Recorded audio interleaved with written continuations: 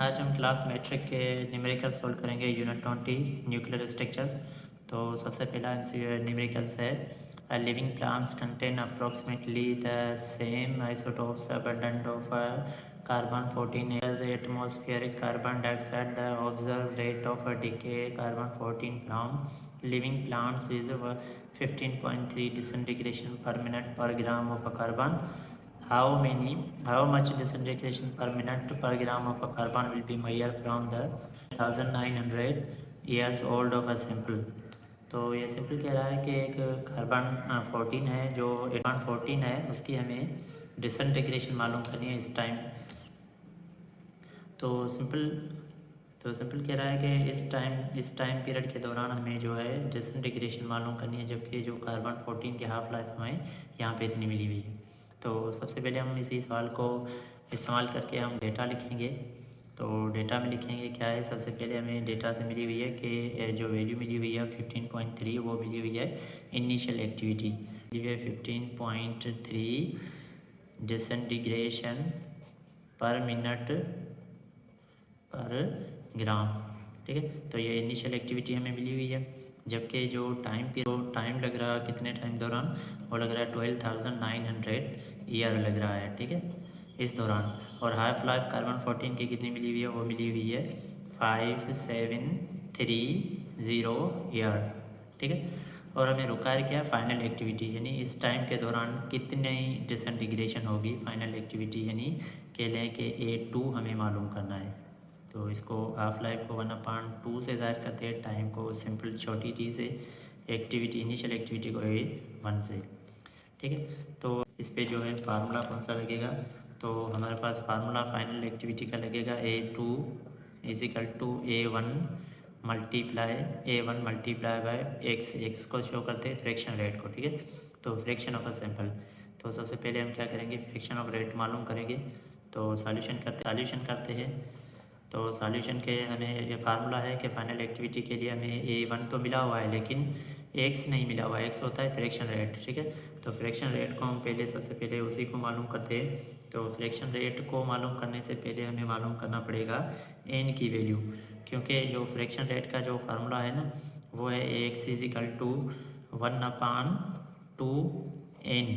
ठीक है, तो एक्स मालूम होगा, वो इसी के अंदर पुट करेंगे, फिर हमें फाइनल एक्टिविटी मिलेगी। A1 तो मिला हुआ है, यानी इनिशियल एक्टिविटी तो हमें मिली हुई है, लेकिन एक्स हमें मालूम करने के लिए, एक्स को मालूम करने के लिए हमें एन मालूम करना पड़ेगा। ठीक है, तो एन कैसे मालूम करते हैं, तो हमें पता है एन क्या है, बेसिकली रेशो है टाइम का और हाफ लाइफ का। इससे हम मालूम कर सकते हैं एन की वैल्यू। तो एन की वैल्यू हम किस तरह से मालूम करेंगे, टाइम पीरियड में कितना मिला हुआ है, वो मिला हुआ है 12,900 डिवाइडेड बाय क्या करेंगे 53573। ठीक है, तो इसको डिवाइड कर लेंगे तो हमारी एन की वैल्यू आ जाएगी, कितनी आ जाएगी 2.55। ठीक है, अब एन की वैल्यू मिल गई, तो इसी फार्मूले के अंदर हम पुट करेंगे एन की वैल्यू, तो हमें फाइनल एक्स मिल जाएगा। तो एक्स फ्रैक्शन रेट मिल जाएगा, प्रेजेंट फ्रैक्शन रेट मिल जाएगा, वो इसी के अंदर पुट करके हम फाइनल एक्टिविटी मालूम करेंगे। ठीक है, तो यहाँ से हम क्या करेंगे कि एन की वैल्यू इसी लाइन लगा लेते हैं यहाँ से। तो एक्स की वैल्यू मालूम करने के लिए हम क्या करेंगे, एन की वैल्यू पुट कर देंगे 1/2 ब्रैकेट ओवर एन की वैल्यू हमें कितनी मिली है 2.55। ठीक है, तो इसको डिवाइड कर लेंगे, जब इनका 1/2 को डिवाइड करते 0.5 का पावर निकालोगे तो एक्स की वैल्यू हमारे पास आ जाएगी 0.21। तो एक्स की वैल्यू हमें मिल गई, इसको कहते हैं रिमेनिंग फ्रैक्शन। ठीक है, एक्स को क्या कहते हैं, रिमेनिंग फ्रैक्शन। ठीक है, रिमेनिंग फ्रैक्शन। तो एक्स की वैल्यू हमें मिल गई रिमेनिंग फ्रैक्शन। अब आते हैं कि फाइनल एक्टिविटी हमें मालूम करनी है, जो है A2 मालूम करना है। तो A2 का फार्मूला है A1 मल्टीप्लाई बाय एक्स, यानी रिमेनिंग फ्रैक्शन। तो A1 की वैल्यू कितनी मिली हुई है, यानी प्रेजेंट एक्टिविटी कितनी मिली हुई है, वो मिली हुई है 15.3 मल्टीप्लाई बाय एक्स की वैल्यू मिली हुई है 0.21। वो मल्टीप्लाई करोगे तो हमारी A2 की वैल्यू कितनी मिल जाएगी, वो मिल जाएगी हमें, वो कितनी मिल जाएगी 3.2 डिसइंटीग्रेशन पर मिनट पर ग्राम। ठीक है, तो ये हमारा आ गया जवाब। तो फाइनल रिजल्ट लिख लेते हैं तो सबसे पहला जो हमें एन की वैल्यू कितनी मिली, एन की वैल्यू हमें मिल गई 2.25, ये एन की वैल्यू मिल गई, ये एन की वैल्यू मिल गई। उसके बाद हमें जो है प्रेजेंट फ्रैक्शन की वैल्यू मिल गई, यानी एक्स की वैल्यू वो कितनी मिली हुई है 0.21, तो ये प्रेजेंट एक्स की वैल्यू मिल गई बुक के मुताबिक। और उसके बाद जो है फाइनल A2 की वैल्यू वो भी हमें कितनी मिल गई 3.2, ठीक है। तो ये फाइनल हमारी रिज़ल्ट आ गई। क्वेश्चन नंबर 2 सोल्व करते हैं। The smallest carbon 14 activity that can be measure is about 0.20%. If carbon 14 is used to date on object, the object must be died within how many years? तो ये simple कह रहा है कि एक simple जो प्रेजेंट फ्रैक्शन है वो कितनी है 20% है, जबकि कार्बन 14 है वो 20% जो है फ्रैक्शन रेटेड एक्टिविटी डिसइंटीग्रेशन हुआ है। तो बताओ कि उसके दौरान कितना टाइम लगा है, तो टाइम पीरियड हमें मालूम करना है। तो यहाँ से डेटा लिखेंगे, तो डेटा में सबसे पहले हमें जो मिली हुई है sample fraction, present sample fraction मिली हुई है, ठीक है। तो यहाँ पे क्या लिखेंगे सैम्पल फ्रैक्शन, तो सैम्पल फ्रैक्शन को हम एक्स से मेंशन करते हैं। सैम्पल फ्रैक्शन हमें कितना मिला हुआ है, सैम्पल फ्रैक्शन हमें जो मिला हुआ है जिसको एक्स से रिप्रेजेंट करते हैं वो मिला हुआ है 0.20%। इस परसेंटेज को कॉमन नंबर में कन्वर्ट करेंगे तो डिवाइडेड बाय 100 करते हैं, तो हमारा जवाब आ जाएगा 0.020 हो जाएगा। अच्छा, उसके बाद जो है हमें मिला हुआ है कार्बन की हाफ़ लाइफ, तो हाफ़ लाइफ तो हमें बताया कार्बन 14 है जो पहले क्वेश्चन के अंदर हमने यूज़ की थी। हाफ़ लाइफ वही हम इस्तेमाल करेंगे कार्बन की 14 की, जिसको T1/2 से मेंशन करते हैं, वो कितनी है 5739। अच्छा, ये कोई डेटा के अंदर ना मिली हुई हो लेकिन ये अंडरस्टूड है, कार्बन 14 की जो फर्स्ट न्यूमेरिकल से हमने इस्तेमाल की थी वही हम इसमें भी इस्तेमाल करेंगे, ठीक है। उसके बाद हमें जो रिक्वायर क्या है, तो हमें जो रिक्वायर है, हमें हमें क्या रिक्वायर क्या है, तो रिक्वायर हमें है वो है टी, यानी टाइम पीरियड कितना लगेगा टी हमें मालूम करना है, ठीक है। तो वो ये लगेगा इसके लिए फार्मूला क्या लगेगा, फार्मूला लगेगा t is equal to n multiply by 1/2, यानी हाफ लाइफ। एन क्या कहते हैं, नंबर ऑफ हाफ लाइफ को। तो यहाँ पे सबसे पहले ये तो हमें 1/2 हाफ लाइफ में मिली हुई है, नंबर ऑफ हाफ लाइफ में हमें मालूम करना है, ठीक है। तो नंबर ऑफ हाफ सॉल्यूशन करते हैं, तो सॉल्यूशन में से हम नंबर ऑफ हाफ लाइफ पहले मालूम करेंगे, ठीक है। तो नंबर ऑफ हाफ लाइफ मालूम करने का फार्मूला क्या है, present fraction rate is equal to 1/2 power n, ठीक है। तो हमें एन मालूम करना है, तो एक्स की वैल्यू में कितनी मिली हुई है 0.202, ठीक है, is equal to 1/2 bracket over n, हमें एन मालूम करना है, ठीक है। तो एन है पावर में, जब पावर में होता है तो इसका लेते हैं लॉग बोथ साइड, ठीक है। तो यहाँ पे क्या करेंगे, taking log both side, taking log BS यानी बोथ साइड, ठीक है। तो लॉग बोथ साइड लेंगे, एक फार्मूला है कि जब लॉग क्या हो, log log x power n हो, तो एन होता है तो इसको किस तरह से लिखते हैं, ये एक लॉग की प्रॉपर्टीज़ है, थर्ड प्रॉपर्टी, तो पावर आगे आ जाता है तो हो जाता है लॉग एक्स बन जाता है, ठीक है। ये एक फार्मूला है, तो इसी के तहत हम इस पर अप्लाई करेंगे। तो यहाँ पे हो जाएगा log bracket over 0.0020 is equal to, ये एन आ जाएगा फ्रंट में, ठीक है, ये फार्मूला है। तो हमारा हो जाएगा लॉग और 1/2, ठीक है। अब इनका लॉग निकालेंगे, निकाल लेते हैं, यानी लॉग 0.002, ठीक है। तो इसका लॉग निकल आया, कितना लिख रहा, तो लिख रहा -0.29 इजिकल टू एन, सेम का सेम 1/2 का लॉग निकाल लेते हैं। तो लॉग क्या निकलेगा, log 1/2 का निकालते हैं, 0.5 का लॉग निकालते हैं, तो 0.5 का लॉग क्या निकला है, मल्टीप्लाई बाय 0-0.301, ठीक है। तो एन के यहाँ पे ये मल्टीप्लाई करा, उधर जाकर इसे डिवाइड करेगा, यानी माइनस इंटू माइनस हो जाएगा प्लस 0.269, ठीक है, डिवाइडेड बाय क्या हो जाएगा 0.301 इजिकल टू एन।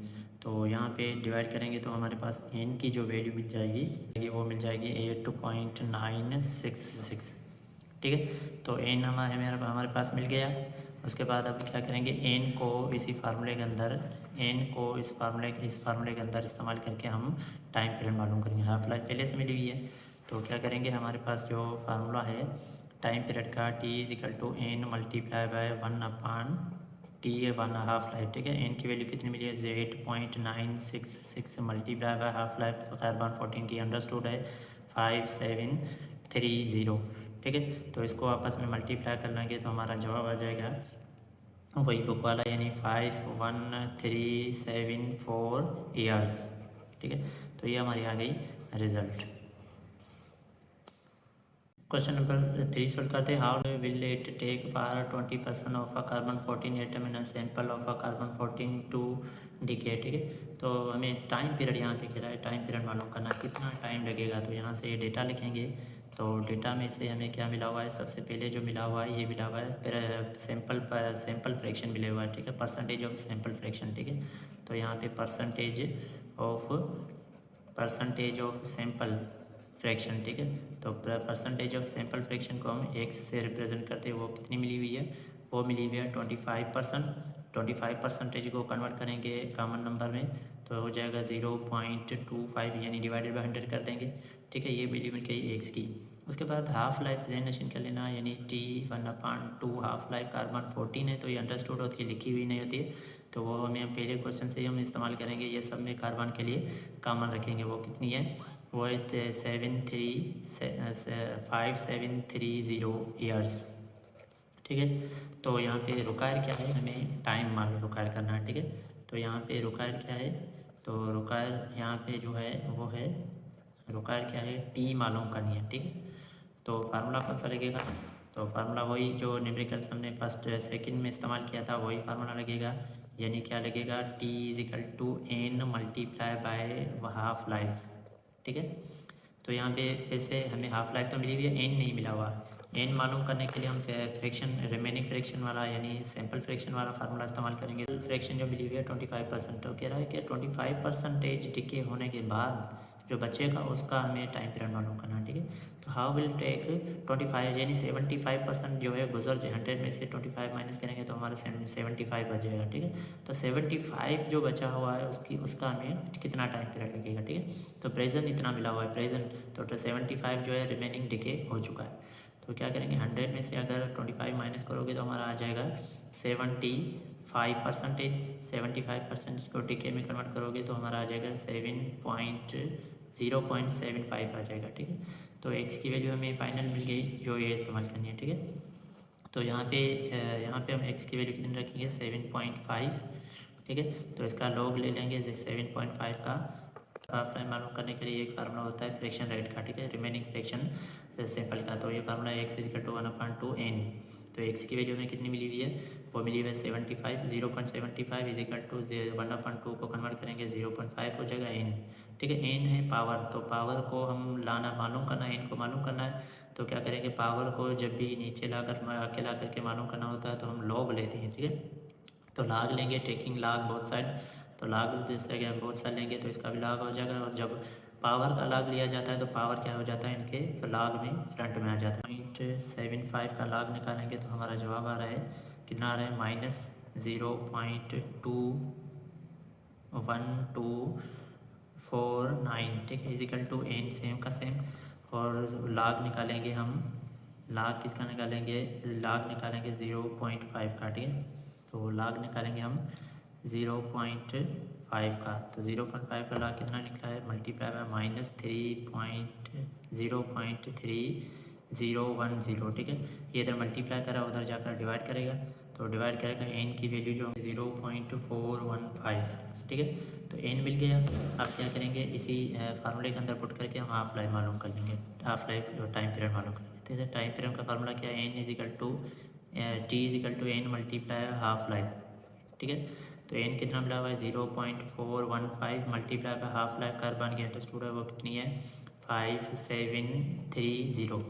इनको मल्टीप्लाई कर लेंगे तो हमारा जवाब आ जाएगा, कितना आ जाएगा 2378 ईयर्स, ठीक है। ये आ गई रिजल्ट।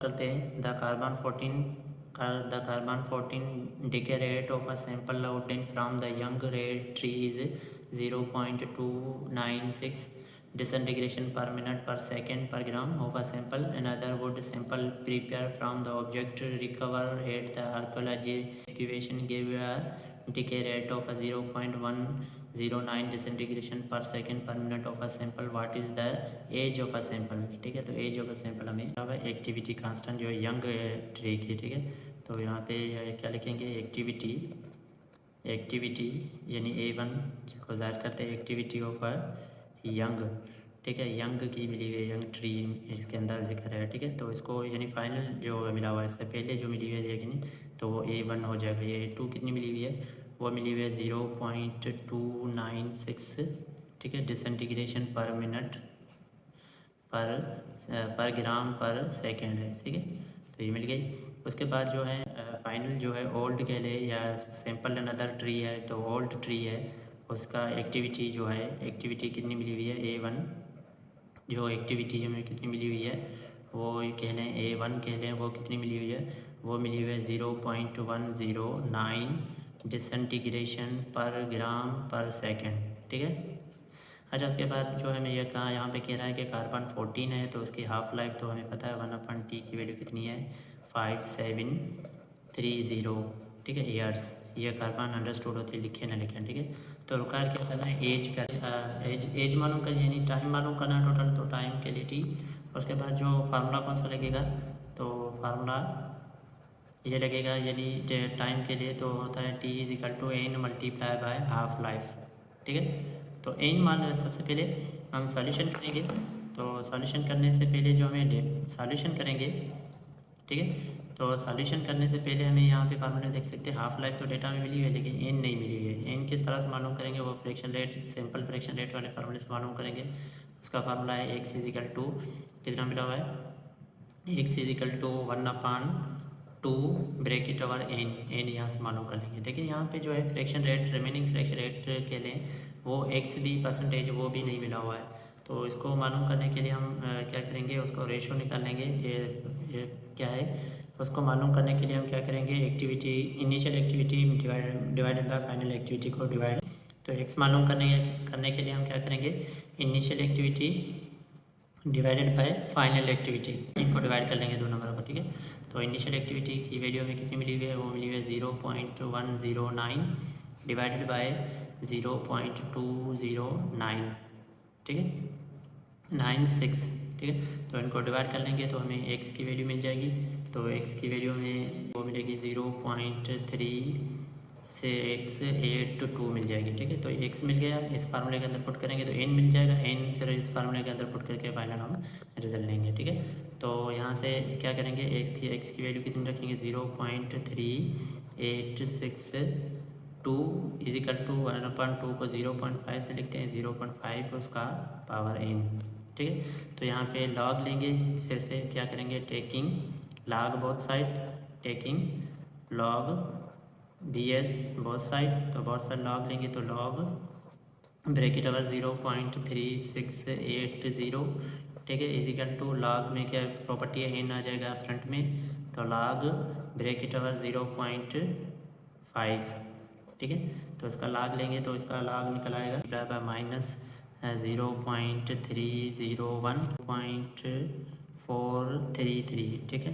तो ये इधर मल्टीप्लाई कर रहा है, ये इधर मल्टीप्लाई कर रहा है, उधर जाकर इसे डिवाइड करेगा तो फाइनल हमारे पास n की वैल्यू जो मिल जाएगी वो कितनी मिलेगी, 1.441, ठीक है। तो n मिल गया, अब हमें फाइनल n भी मिल गया, तो इस फार्मूले के अंदर पुट करेंगे तो हमारे हाफ लाइफ पहले से मिली हुई है, तो हमें टोटल टाइम पीरियड मिल जाएगा, तो T = n × हाफ लाइफ, तो हाफ लाइफ हमें कितनी मिली, 10 की वैल्यू कितनी मिली है, 1.441 × हाफ लाइफ है 5730, तो इनको मल्टीप्लाई कर लेंगे तो हमारा फाइनल हो जाएगा 8258 ईयर्स, तो ये हमारा आगे फाइनल रिजल्ट।